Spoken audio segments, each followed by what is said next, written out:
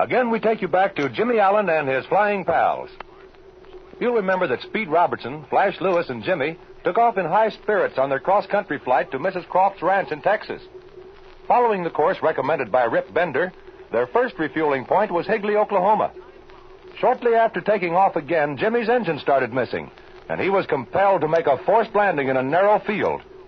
At once, Flash discovered the trouble. Their spark plugs had been changed. Returning by car to Higley Field, they discovered the gangsters Ace and Biffer on the point of taking off in their airplane. A furious fight ensues. Hurry up, you guys.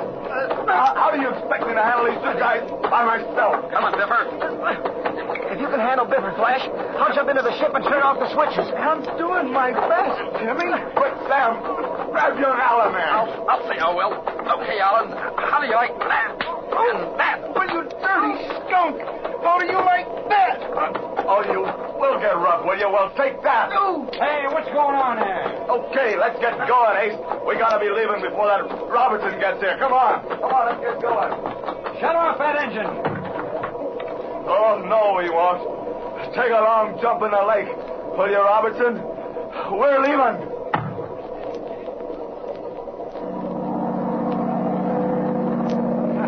There they go. How are you, Jimmy? I'm all right, Speed. Hey, let me look at the side of your head there. Jiminy Christmas, what did that guy hit you with? His fist, I guess, but boy, it sure felt like a lead pipe.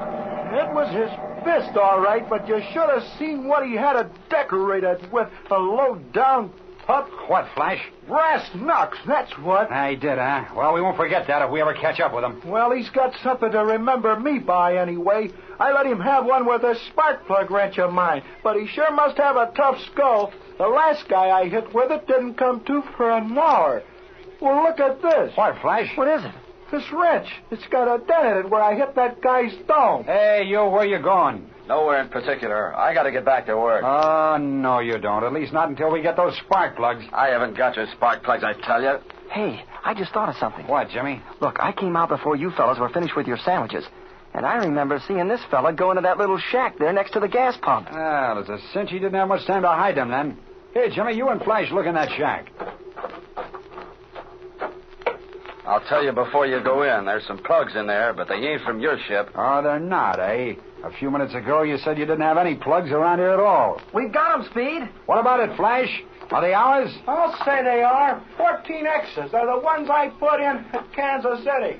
You know, I've got a good mind to turn you over to the county sheriff for this. No, wait a minute, big boy. This is all a mistake. Well, if we weren't in such a big hurry, I'd have you put in a local jug. But remember this, we're not done with you yet. I think there'll be somebody down here pretty soon that'll want to ask you a lot of questions. Have you got a phone here? Yeah, it's right there in the shack. All right. I'm going to use it. Use it all you want. I don't care. You got those plugs in your pocket, Flash? You bet I have. Is there a phone in there anywhere? Right in this corner, Speed. Okay, let's have it. Hello? Hello? Give me long distance.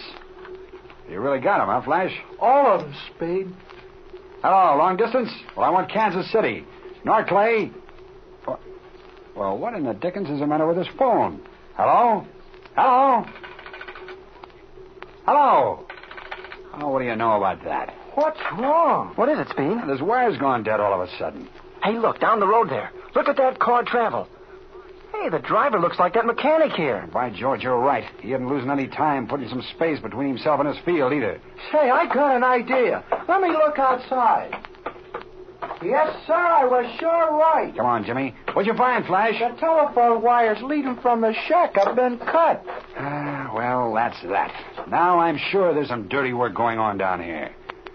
Well, let's make tracks back to the ship.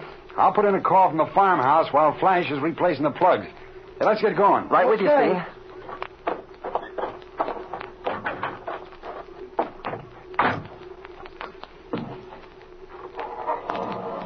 Okay, we gotta move out of here. We're late now, way late.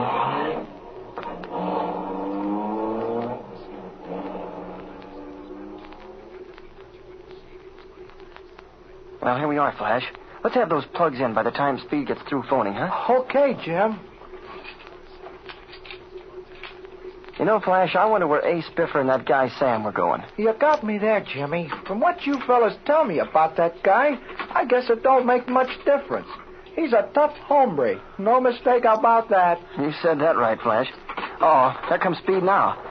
Speed, did you get Kansas City? Yeah, you bet I did. I talked to Russell's assistant and gave him all the hot dope. He said he'd have a man down here tomorrow to investigate this Higley Airport. Well, that's that. All our plugs are back in. Swell. Are we ready to go then? No, sirree. Not yet. Wait till your old Uncle Lewis gets into that cockpit and revs up this engine. I'm going to be sure it's ticking like a clock, especially as I'm riding in the front cockpit. Okay, Flash. You see, Jimmy, it's not a bad idea at all times to have a mechanic along. Yeah, I can see that all right, Speed. If anything happens, it's just as tough on him as it is on you, huh? Tougher, if you ask me.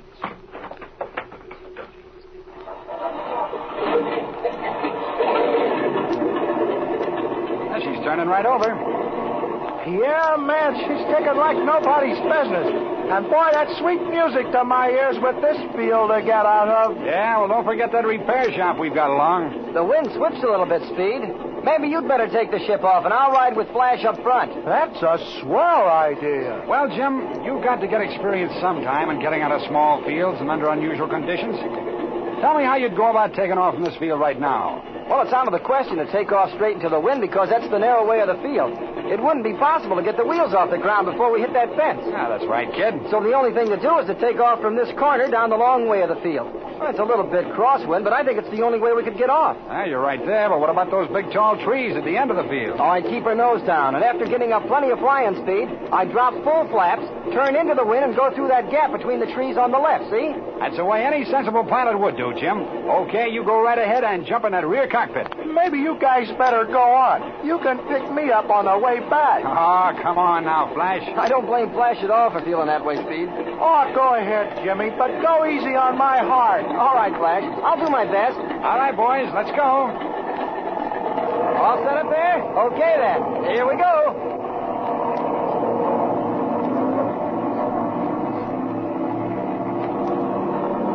Jumping juniper berry. Ain't this crate ever gonna come off? Those trees look like they're about 10 feet ahead. You're coming along fine now, Jimmy. Keep the old nose down and get plenty of speed before you start turning. I don't think we're gonna make it, Speed. Tell the kid to cut his engine and drop on the brake. It's too late now, Flash. We'd crack up anyway. The wheels are off now, Speed, and the airspeed shows over 100. Hey, start turning for crying out loud. That prop will probably be cutting branches in a second. Come on, leave the kid alone. All right, Jimmy, you're doing swell. Hey, that's cocking her up on that wing. Oh, some of those leaves scratched my ear. That was a nice piece of flying, Jim. Hey, Flash, what's all that stuff dripping down your face? That's sweat. And if you touch it, you'll find it's about 50 degrees below zero. How about it, Jimmy? Everything okay back there? Everything's swell, Speed. How about your course? I'm hitting 210 degrees on the nose. That's what we figured it would be from Higley to Potter. Fine, Jimmy. We ought to get there in just about 3.5 hours.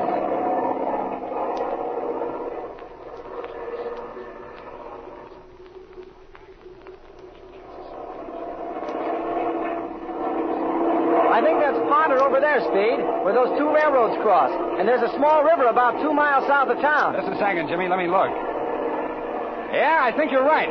We've got to sit down pretty soon anyway, Speed. We're just about out of gas. I'm on the reserve tank now. Out of gas?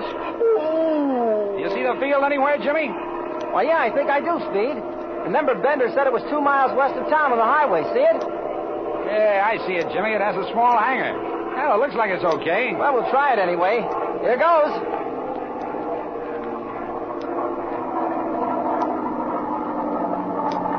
I think the center of that field is just a little bit soft, Jim. Yeah, I noticed that too, Speed. I'm going to sit down on the side near the highway. That's the stuff. All right. There we are.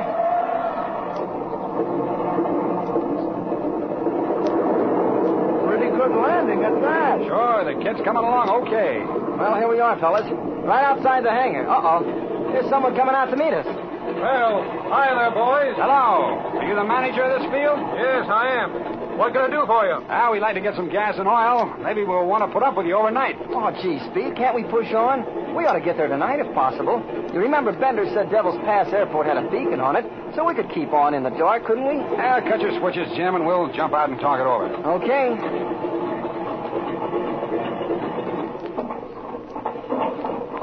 Well, now, let's see. It's nearly 4 o'clock now. We can't possibly make it before dark. I don't think it'd be wise to take a chance. How about it? Can you put us up here overnight? Why, sure I can. I'll put your ship in the hangar and have it gassed and oiled.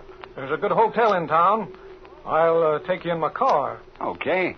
Yeah, we all ought to get a good night's rest. Here, take your stuff over there in my car. I'll be with you in a few seconds. Okay. Come on, Jimmy. Come on, Flash.